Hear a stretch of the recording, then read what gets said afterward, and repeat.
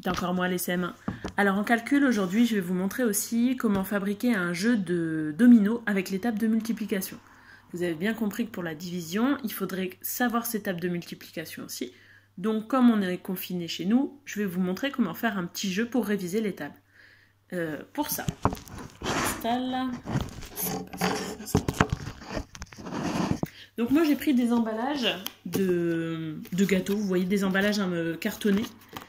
Et je vais découper dedans un patron. Un patron, ça va être mon modèle pour les autres, pour tous mes dominos.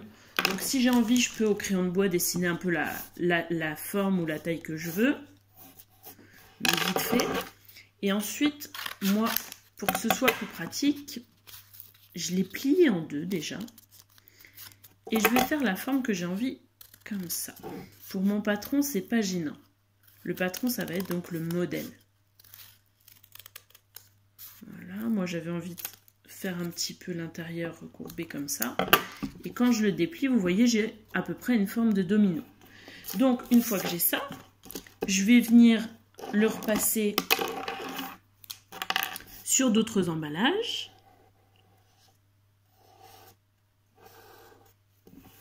Donc, comme c'est des choses qui partent à la poubelle, vous voyez, c'est vraiment du recyclage. Et puis après, vous allez les découper. Donc vous allez en avoir, il faut en faire pas mal quand même pour pouvoir s'entraîner, pour avoir un jeu qui soit un peu, où il y en ait assez. Donc vous pouvez faire une forme différente de domino, hein, ça peut être un rectangle tout simple. À vous de voir. Voilà. Donc vous voyez ce côté-là, on n'écrira pas dessus, donc moi je vous conseille de tracer de ce côté-là, puisque c'est pas gênant, on ne le verra pas. Et enfin, de toute façon, il restera au dos, et on écrira de ce côté-là. Alors pour gagner du temps, vous voyez, je m'entraîne vraiment à être sur YouTube. J'ai déjà préparé des dominos, donc des paquets de pâtes, des choses, peu importe. Ah, ils n'ont pas la même couleur, mais ça, c'est pas très grave. Ça, c'est mon patron de tout à l'heure. Donc, vous voyez, j'en ai fait pas mal. Et maintenant, je vais recopier mes tables de multiplication dessus. Alors, l'idéal, ce serait de prendre une ou deux tables et de les mettre plusieurs fois pour qu'elles reviennent, parce que sinon, on va s'en mêler un petit peu les pinceaux. Donc, moi, je suis un peu comme vous, hein, la table de 8, c'est pas trop ma copine. Donc, je vais faire la table de 8. Donc, je vais mettre d'un côté la multiplication, 8 x 2. Et je mets surtout pas le résultat là. Le but, ce sera de trouver le résultat à un autre endroit pour venir le mettre à côté.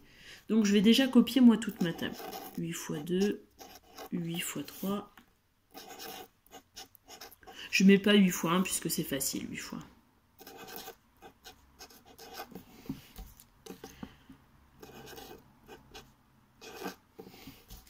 8 x 6, 8 x 7, 8 x 8, 8 x 9. Je ne vais pas mettre la table de 8 x 10 parce que je me dis que je la connais bien aussi. Donc vous voyez, il m'en reste, donc je vais faire encore plusieurs fois, 8 fois, je vais les refaire une deuxième fois tous, et puis peut-être une troisième sur vraiment celles qui m'embêtent le plus, qui sont les plus compliquées. Et donc maintenant, je vais venir à côté, mettre les résultats. Mais attention, surtout pas en face. Donc 2 x 8, ça fait 16. Je vais le mettre par exemple ici. On peut faire une petite séparation si on veut. Ensuite, 8 x 3, 24. Je vais le mettre à un autre endroit. 8 x 5, 40 bien sûr. Alors, vous voyez, là, je suis à 8 x 6, je le mets surtout pas là. On va le mettre là.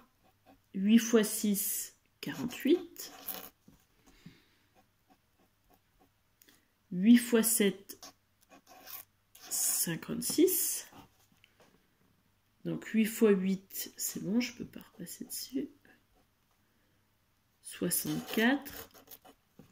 8 x 9, 72. Je suis en train de me dire que j'en ai oublié. Bah oui, j'ai oublié 8 fois...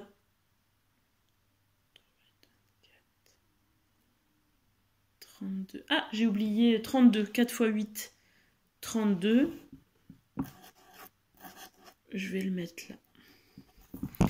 Voilà, donc je vais préparer après mes autres, mais je le ferai hors caméra. Et donc ensuite, il va falloir tous les retourner. Là, si jamais vous voulez, vous les peignez, mais sinon c'est pas gênant. Et puis, on peut jouer avec quelqu'un ou on peut jouer aussi tout seul. Donc on va en mettre un au milieu. Puis après, il faut que chacun en ait quelques-uns. Donc si je joue tout seul, je vais m'entraîner, je vais prendre au hasard. Donc là, j'ai 8 x 4. 4 x 8, 32. Je ne peux pas le mettre. Et 56, est-ce que c'est le résultat de 5 x 8? Non. Donc je le garde, puis j'en pioche un autre.